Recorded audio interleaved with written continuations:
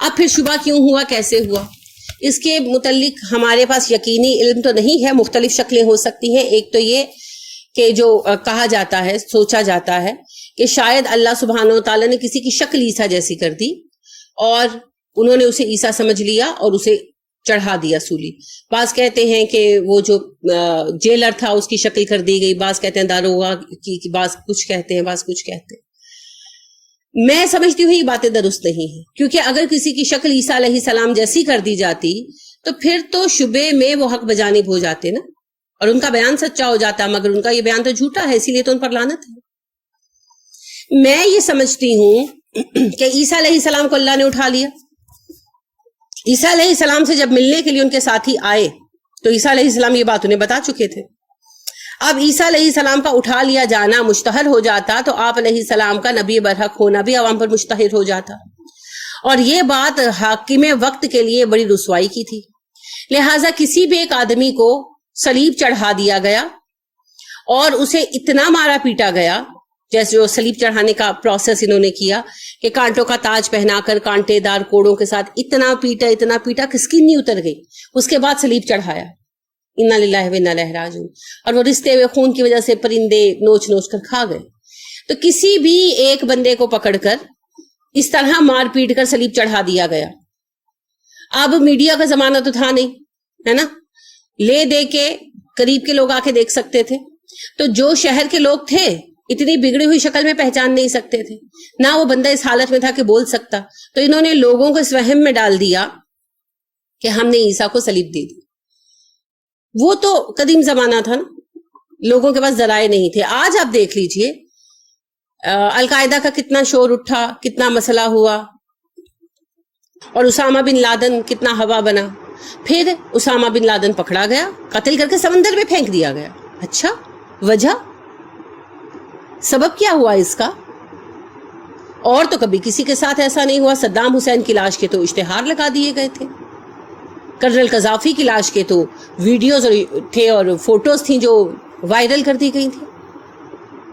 تو یہ Usama bin Laden پہ اتنا فضل کیوں کر دیا گیا، اتنا کرم کیوں کر دیا گیا کہ اسے شوٹ کر کے دریا میں پھینک دیا گیا؟ کیوں؟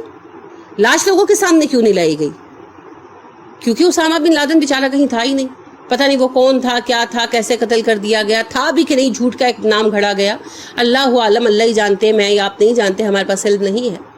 تو کسی کو مارا گیا یا نہیں مارا گیا، مشتہر کر دیا گیا، مار کے پھینک دیا. تو آج کے دور میں ہمیں اتنا بے وقوف بنایا جا سکتا ہے، اس دور میں تو بہت آسان تھا.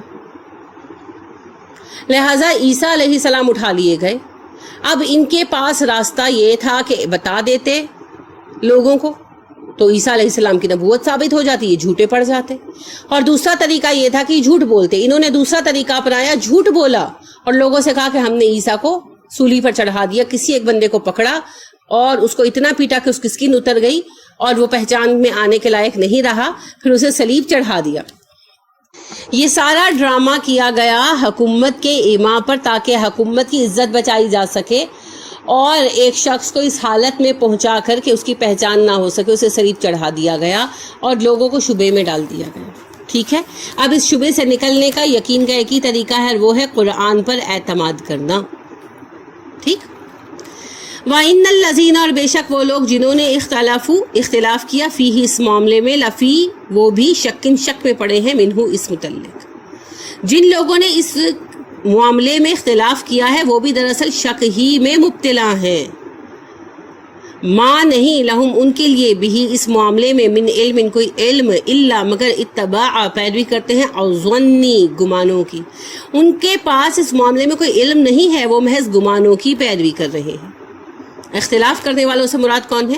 عیسائی. ایک قوم دعوے دار ہے، یہود، ہم نے عیسیٰ کو قتل کر دیا، انا قتلنا المسیح عیسی ابن مریم رسول اللہ. دوسری قوم ہم ہیں جو اللہ کے قول کی تصدیق کرنے کا شرف پا رہے ہیں، الحمدللہ. اللہ کہتے ہیں وما قتلوہ وما صلبوہ، ہم بھی یہی کہتے ہیں وما قتلوہ وما صلبوہ بل رفعہ اللہ، بلکہ اللہ نے انہیں اٹھا لیا اپنی طرف. اور تیسری قوم ہے عیسائی جو اس میں اختلاف کرتے ہیں. ان میں عیسیٰ علیہ السلام کے مصلوب ہونے پر کوئی جامع قول نہیں ہے، کیونکہ عیسیٰ علیہ السلام نے نا اپنے حواریوں کو، اپنے ساتھیوں کو، صحابہ کو بتا دیا تھا کہ مجھے اٹھا لیا جائے گا، غم نہ کرو، اور میں دوبارہ آؤں گا قرب قیامت پہ. یہ بات وہ جانتے تھے. لیکن بعد ازاں حکومتی ایما کی بنا پر یہ بات جو حق تھی دبا دی گئی اور جھوٹ پھیلا دیا گیا. یعنی جب تک عیسیٰ علیہ السلام کے صحابہ حیات رہے، جب تک ان کا بس چلا، وہ حق پہنچاتے رہے لوگوں کو. مگر جب پوری عیسائیت کو بدل دیا گیا، اسلام کو بدل کر عیسائیت بنا دیا گیا، ایک نیا دین کھڑا کر دیا گیا، تو اس میں اس عقیدے کی بھی شکل بدل دی گئی اور یہ کہا گیا کہ عیسیٰ علیہ السلام صلیب چڑھا دیے گئے. صلیب چڑھائے جانے کے بعد تیسرے دن زندہ ہو کر وہ لوٹے، کیونکہ عیسیٰ علیہ السلام کا یہ قول تو بار بار آتا ہے کہ میں دوبارہ آؤں گا بائبل میں. تو اسے یوں انہوں نے جسٹیفائی کرنے کی کوشش کی کہ عیسیٰ علیہ السلام صلیب چڑھا دیے گئے، پھر انہیں دفن کر دیا گیا. وہاں سے تیسرے دن وہ لوگوں میں واپس آئے اور لوگوں سے ملے اور اپنے ساتھیوں سے ملاقات کی، پھر آسمانوں پر چلے گئے. تو یہ سارا کچھ منقش کر کے ایک نیا نظریہ بنا دیا گیا. حالانکہ اس وقت کے مسلمانوں کا، عیسیٰ علیہ السلام پر ایمان لانے والے صحابہ کا اور مومنوں کا یہی ماننا تھا، یہی عقیدہ تھا کہ عیسیٰ علیہ السلام صلیب نہیں چڑھائے گئے، اللہ نے انہیں آسمان پر اٹھا لیا، اپنے پاس بلا لیا زندہ سلامت فزیکلی. لیکن اس عقیدے کو بعد میں اسی طرح پلوٹ کر دیا گیا جس طرح اسلام کے اس سرچشمے کو پلوٹ کر کے عیسائیت بنا دیا گیا. تو اسی سبب سے چونکہ یہ گھڑا ہوا عقیدہ ہے تو اس میں طرح طرح کے اختلافات آئے، کوئی ایک رائے نہیں ہوئی. 20 اقوال ہیں جن کی کثرت خود اس بات پر دلالت کرتی ہے کہ یہ حقیقت نہیں ہے، کیونکہ سچی بات ایک ہی ہوتی ہے نا، رنگ رنگ کی نہیں ہوتی. کچھ گروہوں کا کہنا ہے کہ صلیب پر جو شخص چڑھائے گئے وہ مسیح نہیں تھے، بلکہ مسیح علیہ السلام کا کوئی ہم شکل تھا جسے یہودی اور رومی سپاہی ذلت کے ساتھ صلیب دے رہے تھے. مسیح وہیں کسی جگہ کھڑے ان کی حماقت پر ہنس رہے تھے. ایک گروہ کا کہنا یہ ہے کہ صلیب پر چڑھائے تو مسیح علیہ السلام ہی گئے تھے، مگر ان کی وفات صلیب پر نہیں ہوئی بلکہ اتارے جاتے وقت بھی ان میں جان تھی. ایک گروہ کا ماننا یہ ہے کہ انہوں نے صلیب پر وفات پائی، پھر دفن کیے جانے کے بعد وہ جی اٹھے اور کم و بیش 10 مرتبہ اپنے مختلف حواریوں سے یعنی صحابہ سے ملے اور ان سے باتیں بھی کی. ایک گروہ کہتا ہے کہ صلیب کی موت مسیح علیہ السلام کے انسانی جسم پر واقع ہوئی اور وہ دفن ہوا، مگر الوہیت کی روح جو ان میں تھی وہ اٹھا لی گئی. ایک گروہ کہتا ہے کہ مرنے کے بعد مسیح علیہ السلام جسم سمیت زندہ ہوئے، جسم سمیت اٹھائے گئے. ٹھیک ہے، یعنی مرنے کے بعد جب زندہ ہو کر آئے تو فزیکلی زندہ ہو کر آئے اور فزیکلی اٹھا لیے گئے. اب ظاہر ہے کہ اگر حقیقت کا علم ہوتا تو رائے اتنی مختلف نہ ہوتی، کبھی بھی اتنی ذاتی اور الگ الگ رائے نہ ہوتی، بلکہ ایک رائے ہوتی اور وہ بیان کر دی جاتی. یہی بات اللہ کہہ رہے ہیں کہ ان لوگوں کی کوئی ایک رائے نہیں ہے، رنگ رنگ کی باتیں ہیں، کسی کے پاس علم نہیں ہے. حقیقت کیا ہے؟ وہی جو اللہ سبحانہ و تعالیٰ نے بیان کر دی. اور اللہ کیا حقیقت بیان کر رہے ہیں؟ وَمَا قَتَلُوهُ یقیناً نہیں قتل کیا انہوں نے عیسیٰ کو، یقینی طور پر قتل نہیں کیا، بل رفعہ اللہ بلکہ اللہ نے اٹھا لیا انہیں الیہ اپنی طرف، وکان اللہ عزیزاً حکیما اللہ غالب ہے، حکمت والا ہے. یہ ہے اس معاملے کی حقیقت جس کا علم اللہ کے پاس ہے اور ہم اس کی تصدیق کر کے صدیق بن سکتے ہیں اور بنے ہوئے ہیں الحمدللہ. اللہ کہتے ہیں پوری صراحت اور وضاحت کے ساتھ کہ عیسیٰ علیہ السلام کو قتل کرنے میں یہودی کامیاب نہیں ہوئے. اللہ سبحانہ و تعالیٰ نے انہیں فزیکلی اپنی طرف اٹھا لیا.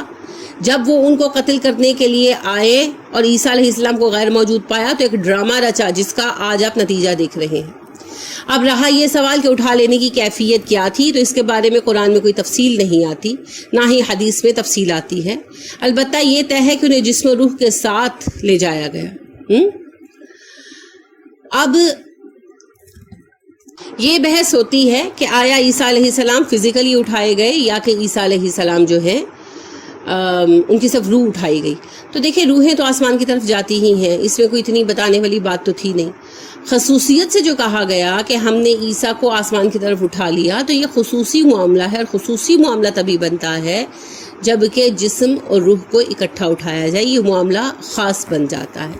اور پھر چونکہ اس پر ہمارے پاس دلائل ہے عیسیٰ علیہ السلام کے دوبارہ نزول کے، تو وہ بھی بتاتے ہیں کہ عیسیٰ علیہ السلام جسم اور روح کے ساتھ اسی شکل اسی عمر میں واپس آئیں گے جس میں اٹھائے گئے ہیں.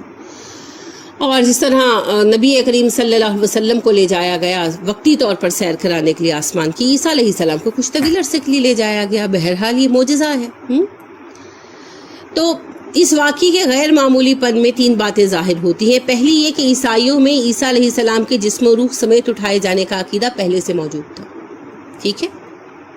ان اسباب میں سے ہے یہ جن کی بنا پر ایک بہت بڑا گروہ الوہیت مسیح کا قائل تھا، یعنی وہ کہتے تھے کہ عیسیٰ خدا نہ ہوتے تو جسم و روح کے سمیت تھوڑی آسمان پر لے جائے جاتے۔ اس کے باوجود قرآن نے ان کی اس بات کی تردید نہیں کی، سمجھ رہے ہیں؟ یعنی عیسائی یہ کہتے تھے کہ عیسیٰ خدا کے بیٹے ہیں تو اس کی مختلف دلیلیں لاتے، اسی میں ایک دلیل یہ دیتے کہ بیٹے ہیں، خدا ہیں، تبھی تو آسمان پر جسم و روح سمیت اٹھائے گئے۔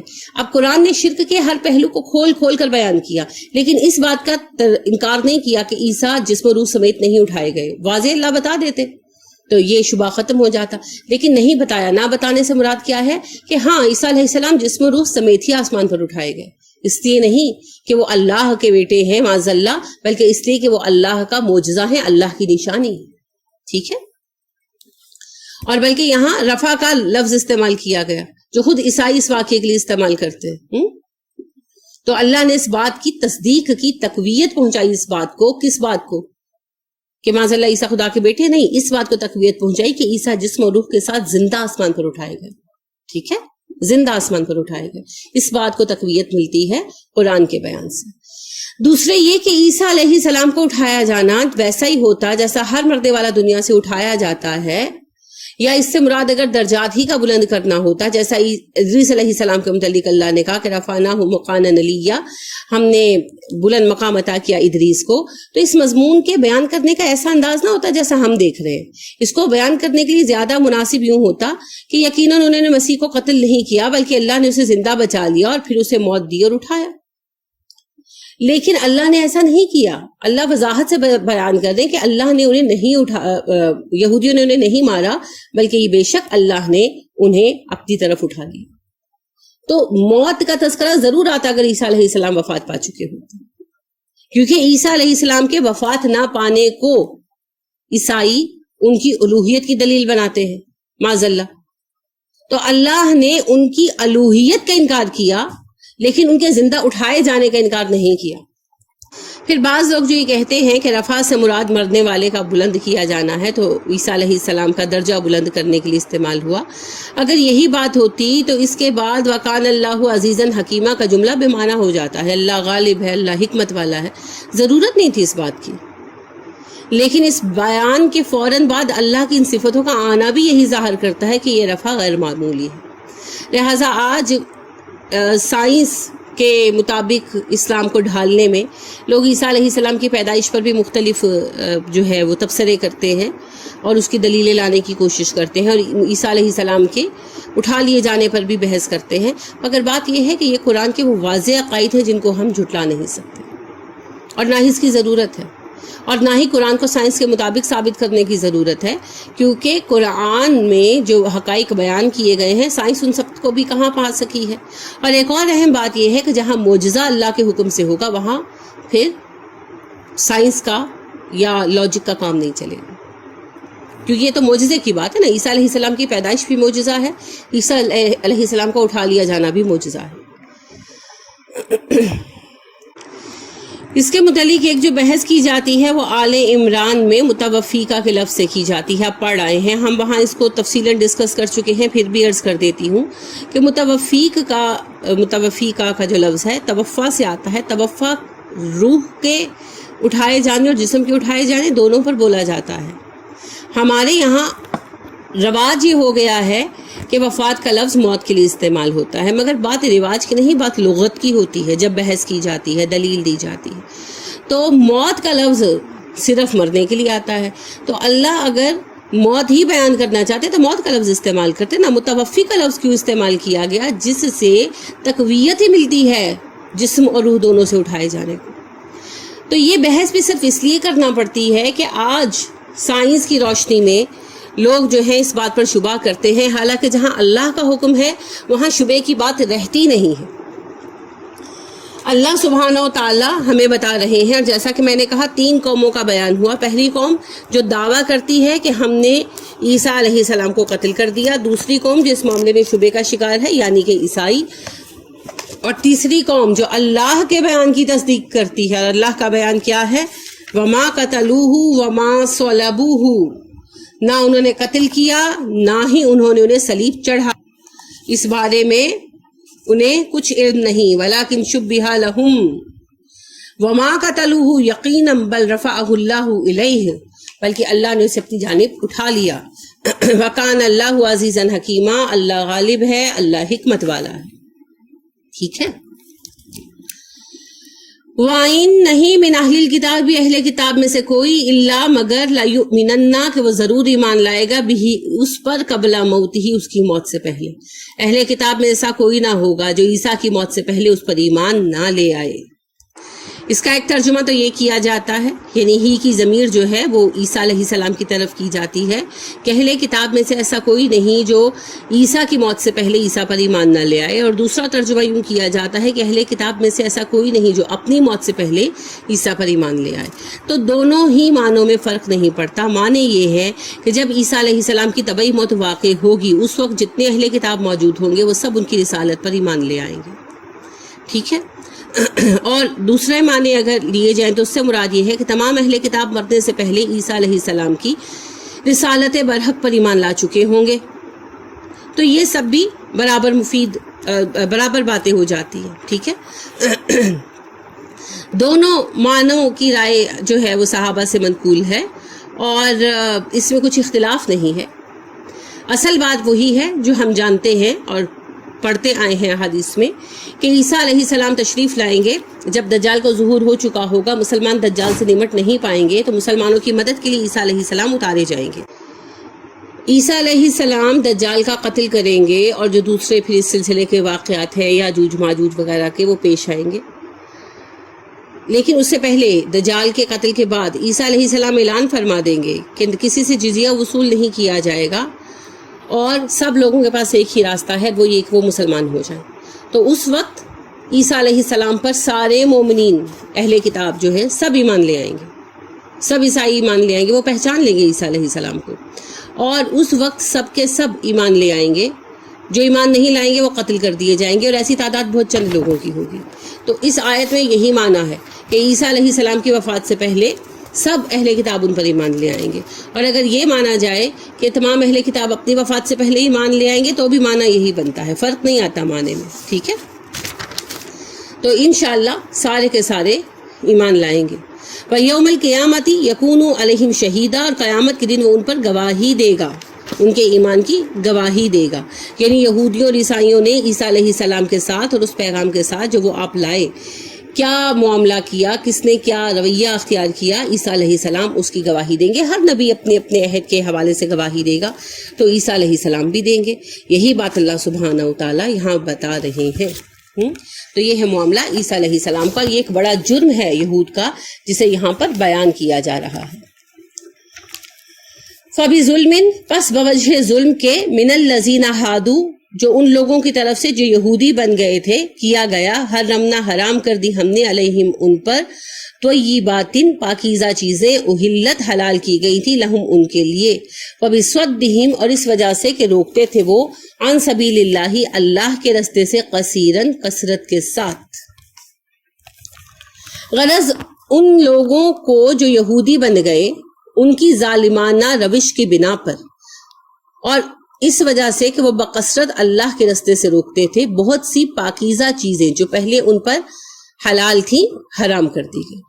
یعنی اللہ نے سزا کے طور پر ان پر بہت سی حلال چیزیں حرام کر دی۔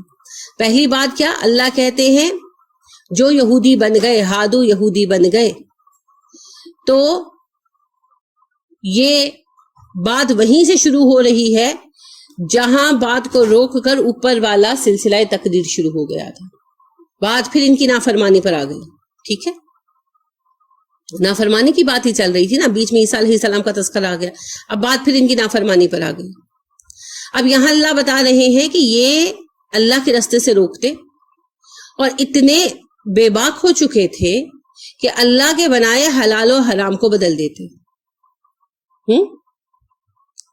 اللہ سبحانہ و تعالیٰ کے دین کے راستے میں رکاوٹیں پیدا کرتے ہیں اور اس کے لیے طرح طرح کے ہتھ کنڈے اختیار کرتے ہیں. آج بھی دیکھ لیں کیا کیا انہوں نے طریقے اختیار نہیں کیے. عورتوں کو برقرار کے لیے مائی باڈی مائی رائٹ کا سنہرا خواب دکھایا, آزادی نسواں کا پاٹھ پڑھایا جا رہا ہے, اور اللہ کہتے ہیں کہ نسلوں کو چلاؤ اس میں برکت ہے. تو یہ جو ہے فیملی پلاننگ اور بہبود آبادی جیسے سنہرے جو ہیں وہ جال بن کر لوگوں کو خاندان بنانے اور چلانے سے روکتے ہیں. سود کے جال میں انہوں نے پوری دنیا کو پھانس رکھا ہے. فلم سازی اور آرٹ کے نام پر انہوں نے پوری دنیا میں فحاشی کا بازار گرم کر رکھا ہے. اور اب یہ نیا انہوں نے جو فلسفہ ہمارے لوگوں میں ڈال دیا کہ بہو پر سسرال کی ذمہ داری نہیں ہے کوئی بھی, تو گھروں کو توڑنے کا ایک اور انہوں نے جو ہے وہ فساد فتنہ جو ہے وہ پیدا کر دیا. تو ان کی طرف سے کوئی نہ کوئی شر پسند قدم اٹھایا ہی جاتا رہا ہے. یہ خود ہی نہیں دین سے انحراف کرتے, دوسروں کو بھی روکنا چاہتے ہیں. یہ چاہتے ہیں کہ دین کا کام نہ ہو, کیونکہ اللہ کے دین کا کام ہوگا تو ان کی دکانیں بند ہو جائیں گی نا, ان کے کام نہیں چلیں گے. یعنی ایک اسلامی ریاست میں سود کا کام نہیں چلنا ہے, ایک اسلامی ریاست میں شراب نہیں بکے گی, ایک اسلامی ریاست میں جسم فروشی کسی شکل میں نہیں ہوگی, آرٹ کے نام پر فلم سازی کے نام پر بھی نہیں ہوگی. تو اس طرح کے سارے سلسلے رک جانے سے ان کے تو سارے کاروبار حرام کمانے کے راستے بند ہو جاتے ہیں نا. اس لیے صرف یہ نہیں کہ انہیں دین نہیں قبول ہے اپنے لیے, بلکہ انہیں یہ بھی قابل قبول نہیں ہے کہ لوگ دین پر چلیں. خود تو ڈوبیں گے صنم, تم کو بھی لے ڈوبیں گے, یہی ان کا طریقہ ہے. ٹھیک ہے, تو ان کا اللہ نے یہ جرم بیان کیا کہ ان کا جرم یہ ہے کہ ایک تو یہ ظلم کی روش اختیار کرتے ہیں, یعنی اللہ کے مقابل سرکشی کرتے ہیں. دوسرا جرم یہ کہ اللہ کے راستے سے روکتے ہیں. تیسرا جرم وَأَخْذِهِمُ الرِّبَا, سود لیتے ہیں. وَقَدْ نُهُوا عَنْهُ, حالانکہ اس سے روکے گئے ہیں. وَأَكْلِهِمْ أَمْوَالًا, کھا جاتے ہیں وہ مال الناس, لوگوں کا بالباطل, باطل طریقے سے. وہ سود لیتے ہیں حالانکہ وہ سود سے روکے گئے ہیں. دنیا اس وقت جس عظیم مسئلے میں پھنسی ہوئی ہے, مالی تنگی میں, اور پوری دنیا اس سے جو ہے وہ نمٹ رہی ہے کہیں نہ کہیں, تو یہ سارا سود ہی کا عذاب ہے جو ساری دنیا پر چھایا ہوا ہے. کیونکہ سود میں اصل رقم کسی کے پاس نہیں ہوتی سوائے ان چند سود کا نظام چلانے والوں کے, باقی تو خالی ایک دکھاوا ہوتا ہے. تو سود ہی کا نظام ہے جس نے ہمیں محتاج کر رکھا ہے, اور بڑی بڑی حکومتوں کو محتاج کر رکھا ہے ان کا. اور سود کا عالم یہ ہے کہ تورات میں واضح حکم موجود ہے, اگر تو میرے لوگوں میں سے کسی کو محتاج پائے جو تیرے پاس رہتا ہو تو اسے قرض دے, تو اس سے قرض خواہ کی طرح سلوک نہ کرنا, نہ ہی اس سے سود وصول کرنا. اگر تو کسی وقت اپنے ہمسائے کے کپڑے گروی رکھ بھی لے تو سورج کے ڈوبنے تک اسے واپس کر دینا, کیونکہ فقط وہی اس کا ایک اوڑھنا ہے اور وہی اس کے جسم کا لباس ہے. تو پھر وہ کیا اڑ کر سوئے گا؟ بس جب وہ فریاد کرے گا تو میں اس کی سنوں گا, کیونکہ میں مہربان ہوں. کتاب الخروج باب نمبر 22 آیت نمبر 25 تا 27. وضاحت کے ساتھ انہیں سود سے منع کیا گیا, اور توریت میں کئی مقامات پر سود کی حرمت وارد ہوئی ہے, مگر اس کے باوجود اسی توریت کے ماننے والے یہود پوری دنیا کے سب سے بڑے سود خور ہیں, اور اپنی تنگ دلی اور سنگ دلی کے لیے ضرب المثل بن چکے ہیں. پوری دنیا میں سود کا نظام دراصل انہی لوگوں نے چلا رکھا ہے. اور پھر اللہ فرماتے ہیں وَأَكْلِهِمْ أَمْوَالَ النَّاسِ بِالْبَاطِلِ, وہ لوگوں کے مال ناجائز طریقے سے کھا جاتے ہیں. ناجائز طریقے سے کھانا, ایک تو سود کے ذریعے کھا جانا نا, اور دوسرا انہیں ایسے لغو کاموں میں ملوث کرنا جن سے ان کا مال ضائع ہوتا ہے. شراب کے ذریعے اگلا اپنی مرضی سے جا کر شراب خرید کر پی رہا ہے, لیکن شراب کے نشے میں ملوث کیا انہوں نے شراب پرووائڈ کر کے, اور اگلے کا مال وہاں لگا جہاں اس کے لیے کوئی نفع نہیں ہے. فلم دیکھنے پر, یہ کیبل ٹی وی پر جو پیسے آپ لگا رہے ہیں, یہ سب باطل طریقے سے ہی کھا رہے ہیں وہ. اور جو ڈرگز بیچتے ہیں, جو جوئے پہ پیسے لگ رہے ہیں, لگا اگلا رہا ہے, اپنی مرضی سے لگا رہا ہے, مگر کھانے والے نے تو باطل چیز آفر کی ہے نا, تو اٹ سیلف بھی یہ باطل ہی رہے گا. تو ایک تو دھوکہ دہی کے ذریعے مال کھا لینا, دوسرا ایسے ذرائع سے اگلوں کا مال لینا جہاں بے شک لوگ مال اپنی مرضی سے لگائیں مگر وہ چیز ہی باطل ہو. تو جتنے بھی برے کام ہیں آپ دیکھ لیں, پیچھے فائنلی آپ کو یہود کی شکل ہی نظر آئے گی. وَآتَدْنَا ہم نے تیار کر رکھا ہے للکافرین کافروں کے لیے منہم ان میں سے عذابًا علیما دردناک عذاب. ایسے کافروں کے لیے ہم نے دردناک عذاب تیار کر رکھا ہے جو ان میں سے اس قسم کے لوگ ہیں. اچھا اب یہاں پر اللہ نے بتایا کہ ان گناہوں کی بنا پر ہم نے ان پر بہت ساری حلال چیزیں حرام کر دی. تو اس میں ایک اشارہ تو وہ ہے جو سورہ انعام میں انشاءاللہ آپ پڑھیں گے کہ بنی اسرائیل پر ناخنوں والے جانور حرام کر دیے گئے، گائے اور بکری کی چربی حرام کر دی گئی. اس کے علاوہ ان کا فقہ وقت کے ساتھ ساتھ سخت ہوتا گیا. اللہ نے تو کچھ چیزیں سخت کی، اصل میں اللہ لوگوں کو ہی ذریعہ بناتے ہیں. تو ان لوگوں نے خود اپنے اوپر بہت کچھ منع کر لیا، چپ کے روزے اور کھانا نہیں اور پینا نہیں اور پتہ نہیں کیا کیا. تو وہ ساری چیزیں انہوں نے اپنے اوپر دائرہ زندگی تنگ کر کے مشکل سے مشکل کر لی اور اتنا مشکل بنا لیا دین کو کہ وہ قابل عمل نہیں رہا. تو یہ ہی ان کی اصل سزا ہے. اللہ نے دین کی نرمی اور مٹھاس سے انہیں محروم کر دیا. تو اللہ کہتے ہیں کہ ان میں سے جو لوگ اس روش پر قائم ہیں ان کے لیے عذاب علیم ہے. یعنی جو بغاوت اور سرکشی کی اس روش پر قائم ہیں انہیں عذاب علیم ملے گا، دنیا میں بھی آخرت میں بھی.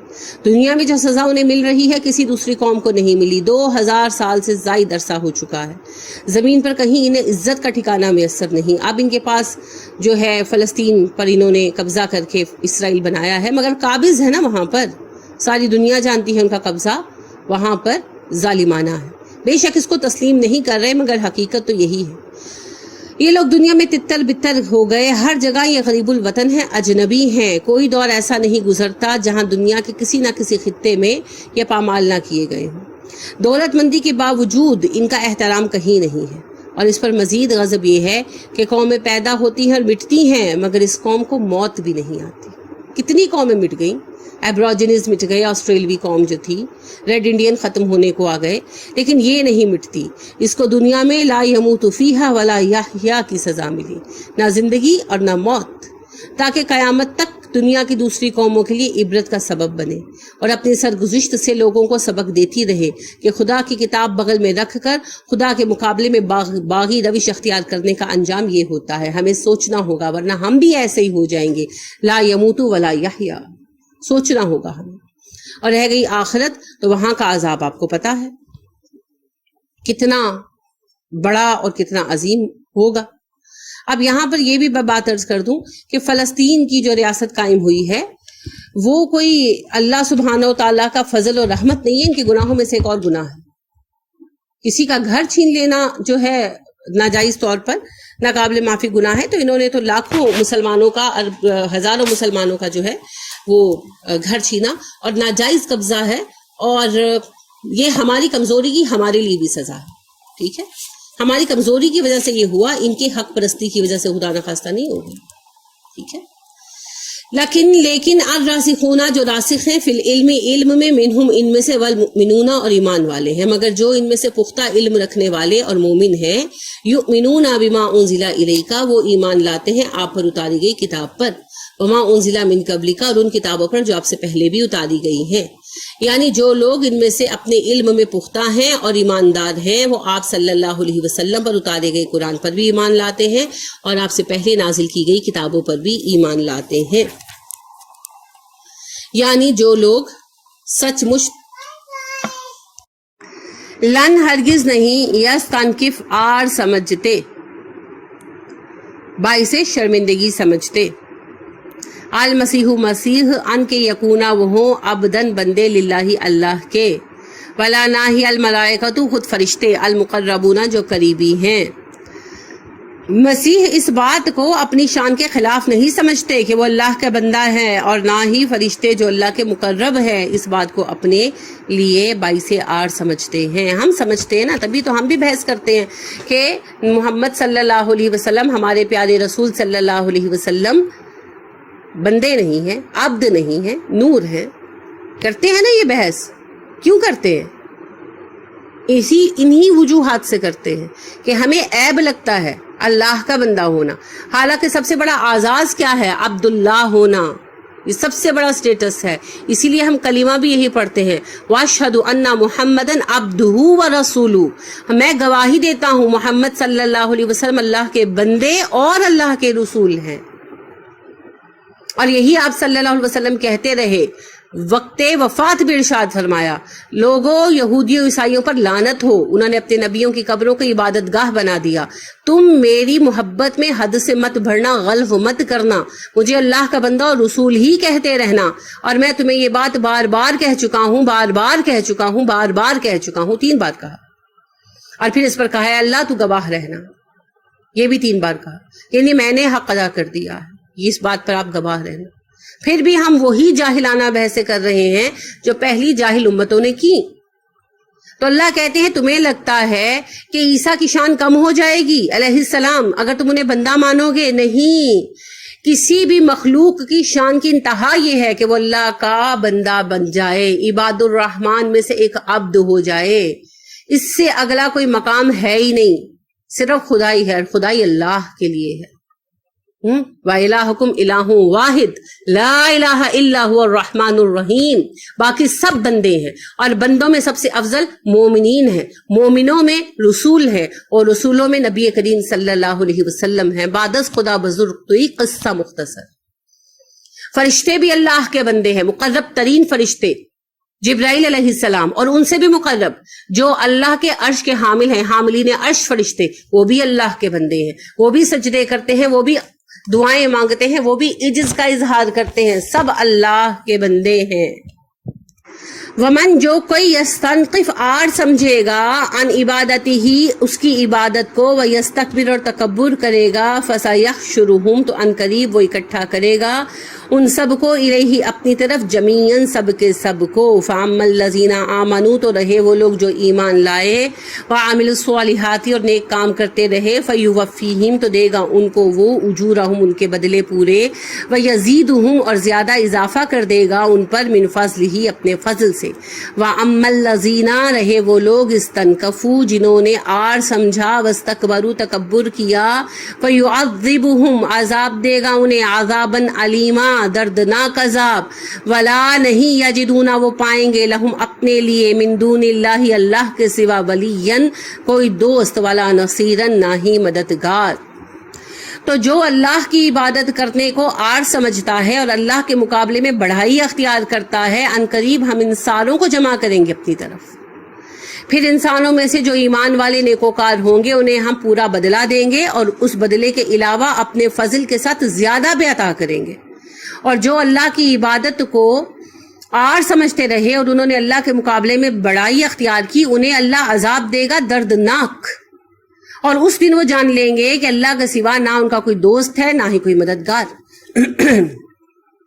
بہت واضح بات ہے، اللہ سبحانہ و تعالیٰ کہہ رہے ہیں کہ اگر کوئی نبی بھی اللہ کے بندے بننے کو آڑ سمجھتا ہوگا وہ بھی سزا پائے گا، لیکن ایسا ہوتا نہیں ہے۔ انبیاء کرام علیہ السلام تو سب سے بڑی حق پرست جماعت ہے، لیکن یہاں حق بیان کر رہے ہیں نا اللہ، اور اللہ کہتے ہیں جو بھی اللہ کے مد مقابل اپنے آپ کو کچھ سمجھتا ہے اور اللہ کا بندہ نہیں بننا چاہتا، دیکھیں نا، جو اپنے آپ کو دوسرے کے برابر ایٹ لیسٹ مانے، بہتر نہ مانے، برابر مانے، تب بھی اس کی جاب میں نہیں نہ آئے گا۔ تو اللہ کی غلامی میں نہ آنے کا مطلب یہ ہے کہ ایٹ لیسٹ معاذ اللہ ہم اللہ کا ند مانتے ہیں، اپنے آپ کو اللہ کا مد مقابل مانتے ہیں، تبھی تو اللہ کی غلامی منظور نہیں ہے۔ تو اللہ کہتے ہیں جو ایسا کرے گا، جو تکبر کرے گا، جو میرے مد مقابل بڑھائی کا دعویٰ کرے گا، جو میری بندگی کو اپنے لیے آڑ سمجھے گا، سب کو جہنم میں ڈالوں گا، عذاب علیم میں جھونک دوں گا، اور تب انہیں پتا چلے گا کہ ان کی کوئی اوقات نہیں ہے، اور جن کے بہکانے پر وہ اس رستے پر چلے ہیں نا، نہ وہ آج مدد کرنے کے لیے آئیں گے، نہ وہ دوست بن کر آئیں گے۔ ٹھیک ہے، یا ایھا الناس، اے انسانوں، قد جاءکم، بے شک آ چکی تمہارے پاس، برہان دلیل، من ربکم تمہارے رب کی طرف سے، وانزلنا اور ہم نے اتارا، علیکم تمہاری طرف، نور مبینہ کھلا ہوا نور، کھلی روشنی، لوگوں تمہارے رب کی طرف سے تمہارے پاس واضح دلیل آ چکی ہے، اور ہم نے تمہاری طرف ایک ایسی روشنی بھیج دی ہے جو صاف صاف راستہ دکھانے والی ہے، نبی کریم صلی اللہ علیہ وسلم اور قرآن مجید۔ ویسے برہان اور نور دونوں ہی صفتیں قرآن کی بھی ہیں، اور نبی صلی اللہ علیہ وسلم کی طرف بھی دونوں ہو جائیں تو کوئی حرج نہیں ہے۔ اللہ کہتے ہیں ہم نے قرآن اتار دیا ہے، برہان بھی ہے اور روشنی بھی ہے۔ نبی کریم صلی اللہ علیہ وسلم کی نبوت برہان بھی ہے اور روشنی بھی ہے، دیکھو اس میں اپنا راستہ اور اپنے لیے راستہ منتخب کر لو، کیونکہ منتخب تم نے خود کرنا ہے۔ اور پھر یہاں پر سارے انسانوں سے خطاب ہے، تو قرآن صرف عربوں کے لیے نہیں آیا، سارے انسانوں کے لیے آیا۔ فَأَمَّا الَّذِينَ آمَنُوا، تو جو لوگ ایمان لائے اللہ پر، وَاعْتَصَمُوا بِهِ، اور اسے مضبوطی سے پکڑ لیا، لپٹ گئے اس کے ساتھ، فَسَيُدْخِلُهُمْ، تو وہ ان کو داخل کرے گا، فِي رَحْمَةٍ مِّنْهُ وَفَضْلٍ، اپنی رحمت اور فضل میں، وَيَهْدِيهِمْ، اور انہیں ہدایت دے گا، إِلَيْهِ، اپنی طرف، صِرَاطًا مُسْتَقِيمًا، سیدھے راستے کی۔ جو اللہ پر ایمان لائے اور پھر اللہ کے وابستہ دامن ہو گئے، اللہ سے چمٹ کر رہ گئے، ان قریب اللہ انہیں اپنی رحمت اور فضل میں داخل کرے گا اور انہیں رستہ دے گا صراط مستقیم کا۔ یعنی اللہ کو قبول کرنے کے بعد اللہ کے ساتھ وابستہ بھی ہو جائے، اللہ کی بات مانے، اس کے دین کو قبول کریں، زندگی کو اللہ کے بتائے ہوئے پیٹرن پر بدل لیں، تو ان کی تو ہر بات میں اللہ شامل ہو جائے گا نا، اللہ ان کے ساتھ ہی رہے گا، ان کی یاد میں اللہ، ان کے عمل میں اللہ، ہر وقت اللہ ساتھ ہے، اللہ کے بندے بن گئے، اللہ کے دوست بن گئے، اللہ کو یاد کرتے ہیں، تو پھر ایسوں کو اللہ فضل دے گا، اللہ چن لے گا، اللہ ان پر رحم فرمائے گا۔ یہی بات یہاں بتائی جا رہی ہے۔ سورہ نساء کی آخری آیت وراثت سے شروع ہوئی تھی، وراثت پر ختم ہو رہی ہے۔ کلالہ کا ایک حکم آ رہا ہے، ایک حکم آپ پہلے پڑھ چکے ہیں، اب اس کا ایک دوسرا پہلو ہے۔ یستفتونک، وہ آپ سے فتویٰ مانگ رہے ہیں، کل کہہ دیجئے اللہ یفتیکم، فتویٰ دیتا ہے تمہیں، فی الکلالہ، کلالہ کے بارے میں۔ کلالہ آپ پہلے پڑھ آئے ہیں نا کہ کلالہ وہ ہوتا ہے جس کے نہ بچے ہوں اور نہ ماں باپ ہوں، تو پھر اس کا مال جو ہے وہ ڈسٹنٹ کنڈرڈ کو جاتا ہے، دور والے رشتہ داروں کو، اسے کلالہ کہتے ہیں۔ یہ آپ سے فتویٰ مانگتے ہیں، کہہ دیجئے اللہ تمہیں کلالہ کے بارے میں خود فتویٰ دے گا۔ ان نمرؤن، اگر کوئی شخص ایسا ہو، ہلاکہ جو فوت ہو جائے، لیسا لہو ولدن، نہ ہو اس کی اولاد، ولہ اختن، اور اس کی ایک بہن ہو، فلہ نصف ما ترک، تو جو وہ چھوڑے گا اس کا آدھا بہن کے لیے ہے، وہو یرثہ، اور وہ خود وارث ہوگا اس کا، ان اگر لم نہ یکن ہو لہا اس کا ولدن، کوئی بچہ۔ اگر ایک شخص مر جائے اس حالت میں کہ اس کی کوئی اولاد نہ ہو اور اس کی ایک بہن ہو، تو بہن بھائی کا آدھا مال پائے گی، اور اگر بہن کا کوئی بچہ نہ ہو اور وہ مر جائے تو بھائی اس کے مال کا وارث ہوگا۔ فَإِنْ كَانَتْ تَثْنَتَيْنِ، اور اگر ہو دو بہنیں، فَلَهُمَا ثُلُثَانِ، تو دونوں کو تیسرا حصہ ملے گا۔ دو بہنیں ہوں تو انہیں مال کا 2/3 مل جائے گا، جو ان کے درمیان تقسیم کیا جائے گا برابر، مما تارا کا، اس کا چھوڑا ہوا۔ اگر دو بہنیں ہوں تو ان میں 2/3 2/3 مال برابر تقسیم کر دیا جائے گا بھائی کے چھوڑے ہوئے مال میں سے۔ وَإِنْ كَانُوا إِخْوَةً رِجَالًا وَنِسَاءً، پھر اگر کئی بہن بھائی ہوں، مرد بھی اور عورتیں بھی، فَلِلذَّكَرِ مِثْلُ حَظِّ الْأُنثَيَيْنِ، تو مرد کو عورتوں کا دگنا حصہ ملے گا، ٹھیک ہے، کہ جو حصہ ان کے لیے آ رہا ہے ترکے کا، اس کو بہن بھائیوں کے مابین تقسیم کر دیا جائے گا، اور وہی رسول ہوگا، بھائیوں کو 2 گنا اور بہنوں کو آدھا۔ یبین اللہ لکم، اللہ آگاہ کر رہا ہے تمہیں وضاحت کے ساتھ، ان تضلوا، تاکہ تم گمراہ نہ ہو جاؤ، اللہ کھول کر احکام بیان کر رہا ہے تاکہ تم گمراہ نہ ہو۔ واللہ بکل شیء علیم، اللہ ہر چیز کا علم رکھنے والا ہے۔ کلالہ کے معنی میں آپ سے عرض کر چکی، جس کی اولاد بھی نہ ہو اور والدین بھی نہ ہو۔ اب آپ پڑھ آئے ہیں سورہ نساء ہی کی آیت نمبر 12 میں کلالہ کا حکم آپ نے پڑھا ہے۔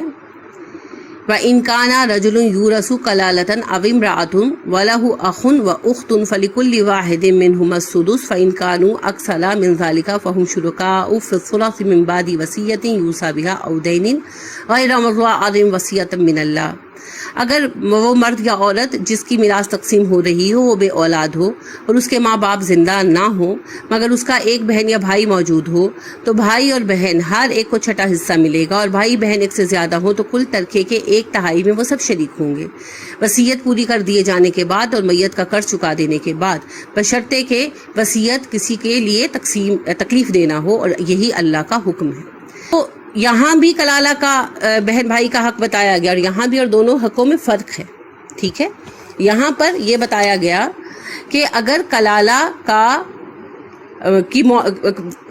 ورثہ تقسیم کرنا ہو، ایک بہن ہو تو وہ آدھا حصہ پائے گی، اور اگر بہن بے اولاد مرے، کلالہ مرے، تو بھائی اس کا پورا پائے گا۔ اگر 2 بہنیں ہوں تو انہیں 2/3 میں برابر برابر حصہ دار بنایا جائے گا، اور اگر بہت سارے بہن بھائی ہوں تو پھر وہ ساری کی ساری جو ہے اس 2/3 میں حصے دار ہوں گے اور مردوں کو حصہ عورتوں سے دگنا ملے گا. تو یہ دونوں میں فرق اس لیے ہے کہ جو آیت نمبر 12 ہے اتفاق رائے ہے اس بات پر، اجماع ہے کہ اس سے مراد اخیافی بھائی ہے، یعنی وہ میت کے بہن بھائی جو ماں کی طرف سے ہو. ٹھیک ہے، یعنی ان کی ماں ایک ہو باپ ایک نہ ہو.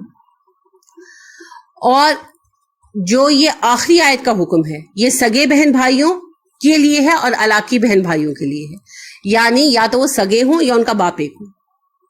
ٹھیک، اگر ماں ایک ہو تو پھر حصہ چھٹا بنے گا ایک بہن کا، اور ایک سے زیادہ ہونے کی صورت میں 1/3 میں سب شریک ہوں گے.